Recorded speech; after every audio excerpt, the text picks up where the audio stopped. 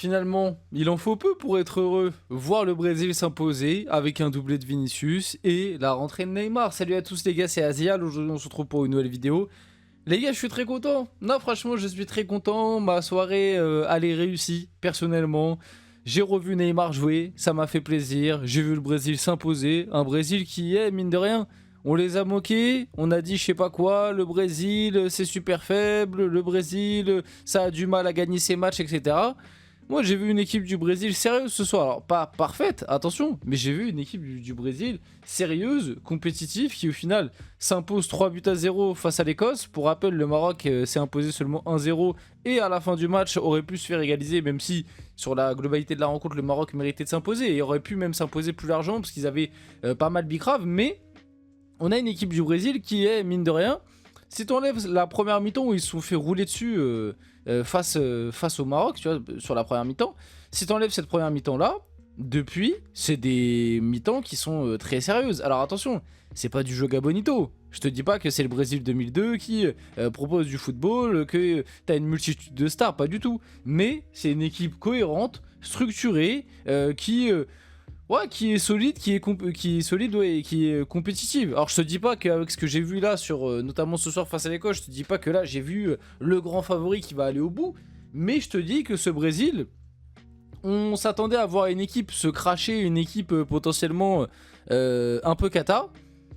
Moi, de ce que j'ai vu sur cette phase de poule, je pense que le Brésil peut être très relou à sortir. Alors, ça veut un peu tout rien dire, parce que très relou à sortir, ça veut pas dire que t'es insortable. Et ça se trouve, prochain tour, là, ça risque sûrement d'affronter le Japon. Le Japon qui est une équipe aussi pas mal, une nation qui est pas mal. Donc ça se trouve, dès le prochain tour face au Japon, ça peut sauter, même si je ne le pense pas. Mais attention. Mais bref, très content du match de ce soir. 3-0, doublé de Vini, petit but de Cunha sur une très belle action. Et la rentrée de Neymar. Neymar qu'on a vu quand même jouer avec le temps additionnel, en vrai, quasiment une bonne vingtaine de minutes. Donc ça fait plaisir.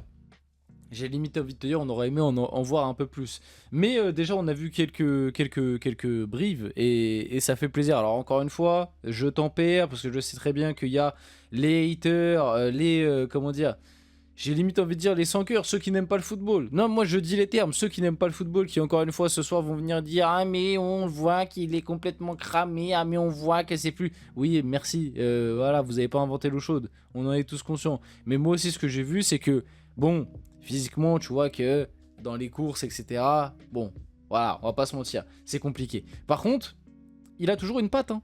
Ah moi je suis désolé, hein. Sur 2-3 coups de billard, sur les coups de pied arrêtés, il a super bien tiré les coups de pied arrêtés. Et même sur quelques petits jeux combinés, etc. Techniquement, il est encore au-dessus du lot. Techniquement, alors que physiquement tu vois que c'est compliqué. Moi je suis désolé là ce soir. Alors attends, il rentre dans un contexte de match aussi qui est favorable, hein. Il y a 3-0 etc, il n'y a pas de problème. Mais techniquement ce soir moi j'ai vu un joueur qui était encore au-dessus de la moyenne, hein. Et très largement au-dessus de la moyenne, hein, comme je vous l'ai dit, sur les petits coups de patte, les coups de pied arrêtés, même tu vois quand ça le trouvait un petit peu dans le jeu. J'ai bien aimé aussi le rôle dans lequel il est rentré, tu vois, j'avais peur quand Ancelotti le fasse rentrer au milieu de terrain, enfin quand je dis milieu de terrain, numéro 10 quoi, dans un 4-2-3-1, et au final non, il est rentré en numéro 9, et je pense qu'aujourd'hui c'est là où il peut être entre guillemets le plus utilisé sans mettre en difficulté l'équipe. Tu vois, je pense qu'en numéro 9, où tu lui dis en gros...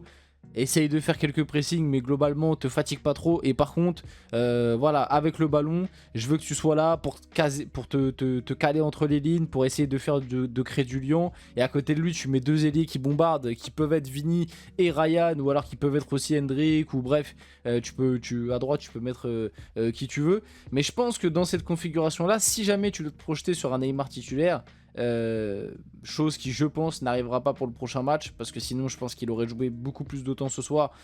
Si prochain match Ancelotti le lance titulaire, je pense que ce soir il aurait joué au moins 30 voire 35 minutes. Là ce soir il a joué à peine 15-20, donc je pense que le 16ème il sera pas titulaire. Et je me pose la question, mais est-ce qu'il va vraiment être titulaire lors de cette Coupe du Monde? En vrai on peut se poser la question. Et est-ce que finalement, si lui l'accepte, est-ce que l'utiliser dans un rôle comme ça, où tu peux le faire entrer sur 15, 20, des 30 dernières minutes d'un match, ou comme je vous l'ai dit, techniquement, tu vois, dans les petits espaces, tu vois qu'il a toujours cette qualité-là, mais dans les courses, c'est un peu plus compliqué. Et surtout, là où il a sa grosse qualité, c'est sur tout ce qui va être coup de pied arrêté, passe, parce que mine de rien, là, il rentre 15-20 minutes, il donne une super passe en profondeur pour Vinicius où ça peut faire passe D, clairement, ça fait face à face. Et il tire deux corners, pardon, où c'est pas loin d'avoir but. Hein. Il y a un corner, il le tire super bien. Il y a un duel de la tête où la balle passe au-dessus. Et il y a un autre où Gabriel, il fait une reprise de volée qui est contrée par un défenseur, mais elle était cadrée. Il tire, il a vraiment super bien tiré les coups de pied arrêtés. Bref, sinon, si je dois parler un petit peu plus du match du Brésil dans sa globalité, bah comme je l'ai dit un petit peu plus tôt, une équipe du Brésil qui a été solide, qui a été sérieuse, qui a un petit peu plus concédé en deuxième mi-temps, mais il y avait 3-0, tu vois. Au final, qui prend pas de but. Hein, et d'ailleurs, à part le but qu'ils ont pris face au Maroc, bah, c'est clean sheet, hein, c'est 3-0, 3-0. On peut me dire ce qu'on veut, hein, c'est Écosse et Haïti, voilà. Mais ce soir, Haïti, ils en mettent 2 au Maroc, tu vois. Et pourtant, bon, après, le Maroc, il y a eu un petit turnover et tout, mais voilà, ça reste la CDM, ça reste des matchs qu'il faut jouer.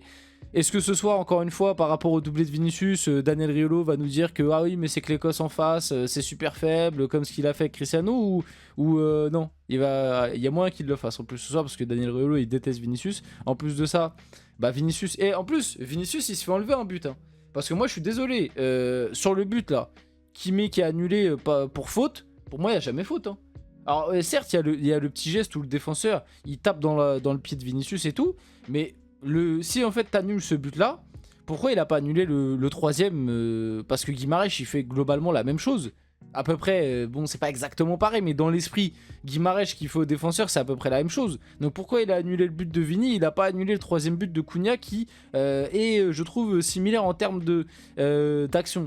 Tu vois, même si c'est pas exactement pareil, dans l'esprit je trouve c'est un peu similaire. Donc pour moi j'aurais pas annulé parce qu'en fait le défenseur, déjà, il se branle. Le défenseur, c'est lui qui fait l'erreur. T'as Vini qui saisit l'occasion. Alors certes, Vini, il touche le pied du défenseur avant de toucher le ballon. Mais le défenseur, il tombe pas. Il est un petit peu déséquilibré. Mais juste après, il y a une course. Et en fait, il tombe après dans la course. Mais au moment où il tombe, il n'y a pas de contact avec Vini. Donc, je comprends pas pourquoi il a sifflé... Enfin, je comprends pas pourquoi la VAR a annulé le but, honnêtement. Pour moi, cette faute, elle est faite au milieu de terrain. Mais jamais de la vie, il siffle. Hein. Tu fais exactement la même action, mais au milieu de terrain, entre deux milieux, tu vois, il y a un autre milieu qui récupère la balle comme ça, un des deux milieux, et jamais de la vie il siffle. Donc c'est pour ça que je comprends pas pourquoi là il siffle et il annule le but. Donc pour moi, Vini, il aurait même dû avoir un triplé ce soir. Mais bref, c'est pas grave. Enfin, c'est pas grave. Moi je m'en fous, après c'est chiant pour Vini parce que du coup ce soir il aurait pu avec ce triplé être égalité avec Messi au classement des meilleurs buteurs. Et comme je l'ai dit un petit peu plus tôt, est-ce que du coup ce soir je vais encore en entendre certains dire ah oui mais c'est que l'Écosse en face, oh, Vini son doublé ça a aucune valeur comme ce qu'on entend pour CR7, mais par contre quand c'est Mbappé qui met doublé contre l'Irak, alors là c'est le meilleur joueur du monde. Hein. Et d'ailleurs, vous trouvez pas que Vini fait quand même une très bonne Coupe du Monde sans Kylian Mbappé? Non, je dis ça comme ça, hein, parce que ça fait 2 ans qu'on m'explique que Vini il est finito, que c'est un joueur pourri, hein, qu'avec Mbappé ça marche pas parce que voilà, il est pas assez fort pour le Real Madrid. Il mérite pas sa prolongation, Vini. Ah non, il mérite pas d'avoir le même salaire qu'Mbappé. Ah non, vous comprenez, Mbappé c'est tellement le grand monarque. Bref. Ridicule, de toute façon j'ai déjà donné mon avis par rapport à tout ça, vous connaissez. Vite fait quand même. Parlons aussi un petit peu du Maroc, qui a gagné 4-2. Alors, j'avais le match vite fait d'un œil, mais en vrai, je l'ai pas regardé, je l'ai pas analysé, j'ai pas une analyse vraiment à donner sur le match. Juste le Maroc a été bousculé, notamment sur la première mi-temps. Un manque clairement d'envie et de duel, j'ai trouvé notamment sur le deuxième but d'Isidore, côté Haïti, qui est magnifique. Mais sur le début de l'action, Brahim Diaz, ce qu'il fait, c'est honteux. Brahim Diaz, il est au milieu du terrain, il y a le ballon qui vient vers lui, il l'attend, il regarde, il va pas au duel, il laisse le l'Haïtien passer devant lui. Et après, du coup, ça revient sur Isidore, frappe de ouf, but. Brahim Diaz un peu honteux hein, sur l'action. Mais au final, le Maroc, il s'en sort. 4-2. Malheureusement, du coup, ça suffira pas. Le Maroc finit deuxième. Et du coup, mon prono qui passe pas. J'avais le scénario, hein, mais le scénario, du coup, dans le sens inverse. Moi, je voyais le Brésil et le Maroc finir tous les deux égalité en termes de points. Mais je voyais le Maroc finir premier à la différence de but. Et bah, au final, c'est le Brésil qui finit premier à la différence de but.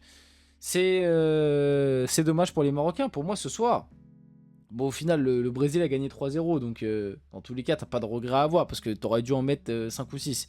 Mais au début du match, pour moi, c'est le Maroc qui avait les clés entre les mains, entre guillemets.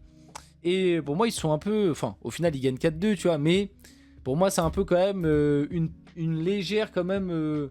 un léger échec. Ouais, le mot échec est peut-être un peu fort, mais vous avez capté quoi. C'est une légère déception, un petit peu ce soir, de t'imposer 4-2 face à Haïti, qui, on le rappelle, Haïti a... Même si c'est une équipe très valeureuse et tout, ils ont pris que... Enfin, ils ont pris que des tôles, j'abuse. Ils ont pris 3-0 par le Brésil et ils ont perdu 1-0 contre l'Écosse. C'est pas des tôles non plus, mais vous avez capté quoi. Bon, par rapport aux stats de ce match, globalement, le momentum brésilien, en deuxième mi-temps, t'as eu un peu plus quand même de temps fort écossais. 46% de possession à 54, 1,13 de XG à 4,46. Donc énormément de grosses occasions pour les Brésiliens. 14 tirs à 21, 27 touches dans la surface à 35. Et ouais, voilà, c'est ça le but annulé que je l'aurais pas annulé personnellement. Et du coup, la rentrée Neymar à la 76e, donc avec le temps additionnel, ouais, c'est ça, il a joué à peu près 20 minutes. Et puis par rapport au Presta, Vini, Matheus Cunha, Bruno Guimaraes, que j'ai bien aimé, Gabriel derrière qui a été solide. Et puis la rentrée de Neymar, on est obligé d'en parler. Bref, je termine la vidéo là-dessus, j'espère que cette vidéo vous a plu. Si c'est le cas, n'hésitez pas à liker, commenter, partager, vous abonner les gars, c'était Aziel. On se retrouve très rapidement pour une prochaine vidéo.